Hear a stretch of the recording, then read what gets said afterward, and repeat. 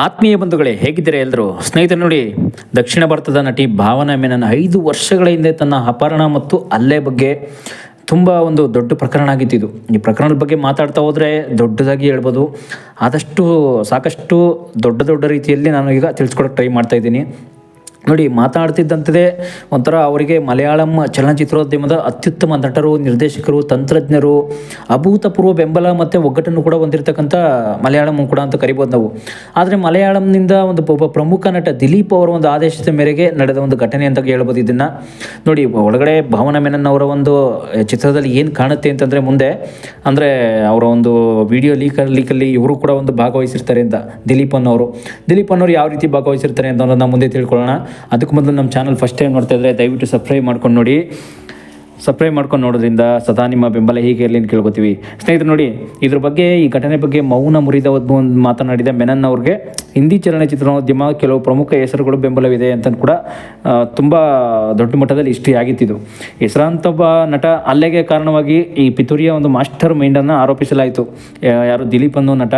ಅದ್ರ ಮೊದಲು ಮುಂದೆ ಏನಾಗುತ್ತೆ ಅಂತ ನೋಡಿ, ಕೇರಳ ಚಲನಚಿತ್ರೋದ್ಯಮದ ಹಲವಾರು ಚಿತ್ರೋದ್ಯಮದ ಕೆಲವರನ್ನು ದಿಲೀಪ್ ಅವರನ್ನು ಕೂಡ ಬೆಂಬಲಿಸಿ ಆಯ್ಕೆ ಮಾಡಿಕೊಂಡು ಈ ಪ್ರಕ್ರಿಯೆಯಲ್ಲಿ ಬದುಕುಳಿದವರ ಒಂದು ಧ್ವನಿಯನ್ನು ನಿಗ್ರಹಿಸಲಾಯಿತು. ಆ ಟೈಮಲ್ಲಿ ಏನಂತಂದರೆ ಸ್ನೇಹಿತರೆ, ಈ ವಾರದ ಒಂದು ಆರಂಭದಲ್ಲಿ ಮೆನನ್ ಮತ್ತು ತಮ್ಮ ಇನ್ಸ್ಟಾಗ್ರಾಮ್ ಪುಟದಲ್ಲಿ ಒಂದು ಬಲವಾದ ಹೇಳಿಕೆಯನ್ನು ಕೊಟ್ಟರಂತೆ. ನನ್ನ ಮೇಲೆ ಇದು ನಡೆಸಲಾದ ಒಂದು ಹಲ್ಲೆ, ಭಾರತದಲ್ಲಿ ನನ್ನ ಹೆಸರು ಮತ್ತು ನನ್ನ ಗುರುತನ್ನು ನಿಗ್ರಹಿಸಲಾಗಿದೆ, ಅಂದರೆ ತುಂಬ ಸಂಗ್ರಹಿಸಲಾಗಿದೆ, ನಾನು ಅಪರಾಧ ಮಾಡಿಲ್ಲ, ದಯವಿಟ್ಟು ನಾನು ಅಪರಾಧ ಮಾಡಿಲ್ಲ ನಂಬಿ ಅಂತ ಕೂಡ ಕೇಳ್ಕೊತಾರೆ.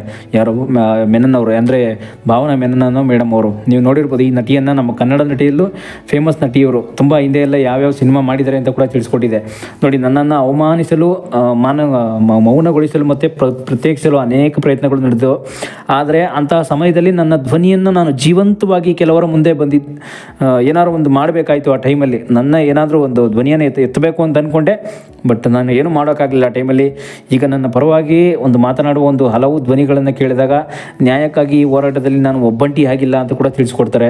ಮುಂದೆ ಏನಂತಂದರೆ, ಭಾವನಾ ಮೆನನ್ ದಿಲೀಪ್ ಅವರು ಒಂದು ಲೈಂಗಿಕ ದೌರ್ಜನ್ಯ ಪ್ರಕರಣದ ಬಗ್ಗೆ ತುಂಬ ಆಳವಾದ ಒಂದು ಏನಾದ್ರು ತಿಳ್ಕೊಬೇಕಂತಂದ್ರೆ ನೋಡಿ, 2017 ಫೆಬ್ರವರಿ 17ರಂದು ಭಾವನಾ ಮೆನನ್ ಅವರು ಒಂದು ಕೊಚ್ಚಿಯವರೆಗೆ ಚಲಿಸುವ ಒಂದು ಕಾರಲ್ಲಿ ಪುರುಷರ ಒಂದು ಗುಂಪೊಂದು ಅಪಹರಿಸ್ತಾರೆ. ಲೈಂಗಿಕ ಅಪಹರಣ ಅಂದರೆ ಕಿಡ್ನಾಪ್ ಮಾಡ್ತಾರೆ. ಕಿಡ್ನಾಪ್ ಮಾಡಿ ಇವ್ರನ್ನ, ಭಾವನಾ ಅನ್ನೋ ಹೀರೋಯಿನ್ನ ಒಂದು ಲೈಂಗಿಕ ದೌರ್ಜನ್ಯವನ್ನು ಎಸಗ್ತಾರೆ ಅಲ್ಲೇ. ಆ ಟೈಮಲ್ಲೇ ಪುರುಷರು ಆ ಹಲ್ಲೆಯನ್ನು ಸಹ ರೆಕಾರ್ಡ್ ಮಾಡ್ಕೊಡ್ತಾರೆ. ನೋಡಿ, ಹಲ್ಲೆ ಮಾಡಿದ್ದು ಕೂಡ ರೆಕಾರ್ಡ್ ಮಾಡ್ಕೋತಾರೆ. 2 ಗಂಟೆಗಳ ನಂತರ ಅವರನ್ನು ನಟ ನಿರ್ದೇಶಕ ಲಾಲ್ ಅವರ ಮನೆಯಲ್ಲೂ ಕೂಡ ಒಂದು ಬಿಡಲಾಗುತ್ತೆ. ಹಲ್ಲೆ ನಡೆಸಿದವರಲ್ಲಿ ಒಬ್ಬನನ್ನು ತಾನು ತಿಳಿದಿದ್ದಾಗಿ ಒಂದು ಮೆನನ್ ಕೂಡ ಹೇಳ್ಕೊಂಡಿದ್ದಾರೆ. ನಾನು ಇಂಥವ್ರನ್ನ ನೋಡಿದ್ದೆ, ಎಲ್ಲೋ ತಿಳಿದಿದ್ದೀನಿ, ಇವರು ಯಾರು ಅಂತ ನನಗೆ ಗೊತ್ತಿದೆ ಅಂತ ಕೂಡ ಹೇಳ್ಕೊಂಡ್ರು. ಪಲ್ಸರ್ ಸುನಿ ಎಂಬ ವ್ಯಕ್ತಿ ಈತ ಉದ್ಯಮದ ಹಲವಾರು ನಟರಿಗೆ ಚಾಲಕನಾಗಿ ಅಂದರೆ ಡ್ರೈವರ್ ಆಗಿ ಕೆಲಸ ಮಾಡ್ತಿದ್ದೆ ಅಂತ ಕೂಡ ಹೇಳ್ಕೊಂಡಿದ್ರು. ನೋಡಿ, ಮೆನನ್ ಅವರು ಅದೇ ದಿನ ದೂರು ದಾಖಲಿಸಿದ್ದು, ಪೊಲೀಸರು ಕೂಡ FIR ಮಾಡ್ಕೋತಾರೆ. ಆ ಟೈಮಲ್ಲಿ ಆ ಪ್ರಕರಣದ 7 ಆರೋಪಿಗಳು 2017 ಇಸ್ವಿಯಲ್ಲಿ ನಡೆದಂಥ ಒಂದು ಫೆಬ್ರವರಿ 19ನೇ ತಾರೀಕು ನಡೆದಂಥ ಪ್ರಕರಣದ 7 ಆರೋಪಿಗಳನ್ನು ಪೊಲೀಸರು ಅಲ್ಲೇ ಬಂಧಿಸ್ತಾರೆ. ಆದಾಗ್ಯೂ ಪ್ರಮುಖ ಆರೋಪಿ ಸುನೀಲ್ ಕುಮಾರ್ ಅವ್ರನ್ನ, ಅಲಿಯಾಸ್ ಫನ್ಸೆಲ್ ಅಂತ ನಾವೇನು ಕರಿತೀವಿ, ಅವರನ್ನು ಅಲ್ಲಿಂದ ಪರಾರಿಯಾಗಿಬಿಡ್ತಾನಂತೆ ಪೊಲೀಸರಿಗಿಂದ ತಪ್ಪಿಸ್ಕೊಂಡು. ನಂತರ ಮತ್ತೊಬ್ಬ ಆರೋಪಿ ಕೂಡ ವಿಜೀಶ್ ಅಂತ ಬಂಧನ ಆಗ್ತಾನಂತೆ. ನೋಡಿ, ಒಂದು ದಿನದ ಮೊದಲೇ ಹಲ್ಲೆಯ ದೃಶ್ಯಗಳನ್ನು ಒಳಗೊಂಡ ಮೊಬೈಲ್ ಫೋನ್ ಮತ್ತು ಮೆಮೊರಿ ಕಾರ್ಡ್ ಏನಿದೆ ಅಂತ ನಾವೇನು ಕರಿತೀವಿ, ಅದನ್ನೆಲ್ಲ ವಕೀಲೊಬ್ಬರು ಅವ್ರ ಮ್ಯಾಜಿಸ್ಟ್ರೇಟ್ ಹತ್ರ ಕೊಡ್ತಾರೆ. ಅವ್ರದ್ದೆಲ್ಲ ಮೊಬೈಲೆಲ್ಲ ಕಲೆಕ್ಟ್ ಮಾಡಿ ನಂತರ ಏನಾಗುತ್ತೆ ಅಂತಂದರೆ, ಬಲಿಪಶು ಆರೋಪಿದಂತೆ ಪ್ರಕರಣದಲ್ಲಿ ಯಾವುದೇ ಪಿತೂರಿ ಇಲ್ಲ ಎಂದು ಕೂಡ ಸೂಚಿಸಿದ್ದಾಗಿ ಕೇರಳ ಮುಖ್ಯಮಂತ್ರಿ ಪಿಣರಾಯಿ ವಿಜಯನ್ ಅವರನ್ನು ವಿರೋಧ ಪಕ್ಷಗಳು ತುಂಬ ಟೀಕೆ ಮಾಡ್ತವೆ ಟೈಮಲ್ಲಿ. ಇದರಲ್ಲೆಲ್ಲ ಆರೋಪಿಗಳದೆಲ್ಲ ಏನೂ ತಪ್ಪಿಲ್ಲ ಅಂತಂದಮೇಲೆ ಅವ್ರು ಇನ್ನೇನು ಮಾಡ್ತಾರೆ ನೋಡಿ. ಭಾವನಾ ಮೆನನ್ಗೆ ನ್ಯಾಯ ಕೂಡ ಸಿಗಲ್ಲ, ಇದರಲ್ಲಿ ಏನು ಮಾಡಬೇಕು ಅಂತ ಕೂಡ ಗೊತ್ತಾಗಲ್ಲ. ನೋಡಿ, ಮೆನನ್ ಅವರ ಸ್ನೇಹಿತರು ಅವರಿಗೆ ಒಗ್ಗಟ್ಟನ್ನು ತೋರಿಸಲು ಮಲಯಾಳಂ ಉದ್ಯಮದ ಮಹಿಳಾ ವೃತ್ತಿಪರ ಸಂಬಂಧಿಸಿದ ಕೆಲವೊಂದು ಸಮಸ್ಯೆಗಳನ್ನ, ಅಂದರೆ ಸಂಘಗಳನ್ನ ಕೂಡ ಮೀಟ್ ಮಾಡ್ತಾರೆ. ಬಟ್ ಆದರೂ ಕೂಡ ಅವ್ರಿಗೆ ಏನೋ ಒಂದು ನ್ಯಾಯ ಕೂಡ ಸಿಗಲ್ಲ. ಎಲ್ಲೂ ಕೂಡ ಒಂದು ಕೇರಳ CM ಮೀಟ್ ಮಾಡಿದ್ರು ಕೂಡ ಆ ಪ್ರಕರಣದಲ್ಲಿ ಒಂದು ಏನಾದ್ರು ಆ ಕ್ರಮವನ್ನು ಕೈಗೆತ್ಕೋಬೇಕು ಅಂತ ಕೂಡ ಮನವಿಯನ್ನು ಸಲ್ಲಿಸ್ತಾರೆ.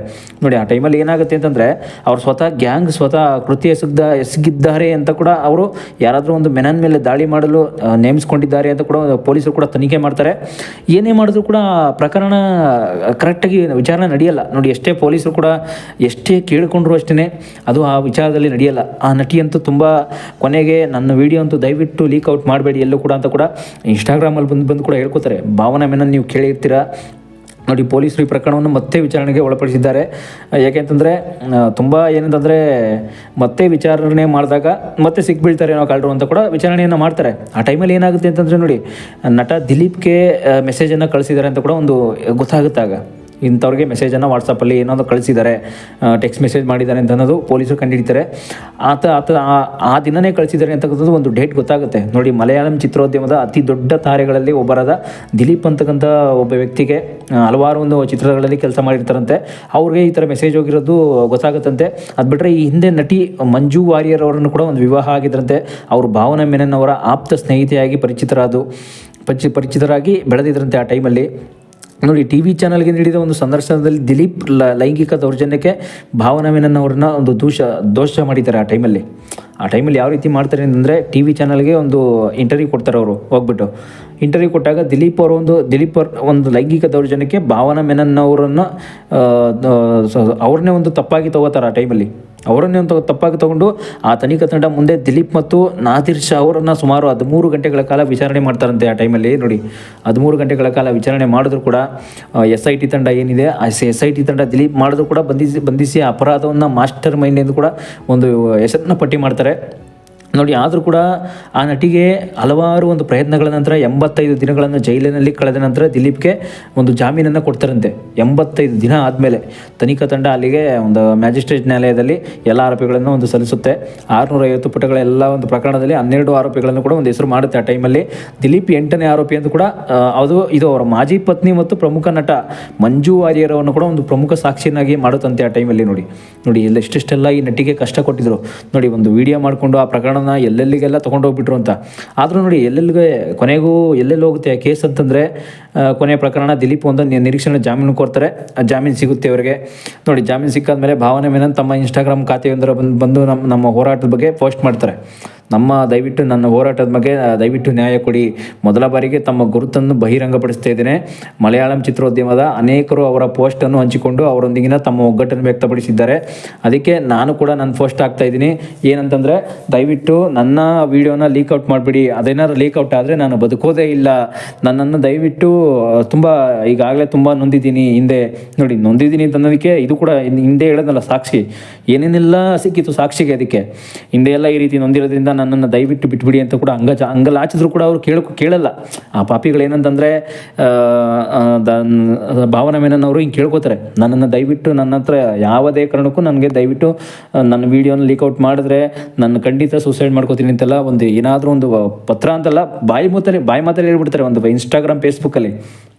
ನೋಡಿ, ಆ ರೀತಿ ಹೇಳಿದ್ರು ಕೂಡ ಆ ಪಾಪಿಗಳು ಕೂಡ ಕೇಳ್ತಾರೋ ಇಲ್ವೋ, ಆದರೆ ಲೀಕ್ಔಟ್ ಮಾಡಿಬಿಡಿ ಅಂತ ಕೂಡ ಕ್ಷಮೆ ಕೋರಿ ಕೇಳ್ಕೊತಾರೆ. ಆದರೂ ಕೂಡ ಏನು ಮಾಡೋಕ್ಕಾಗಲ್ಲ.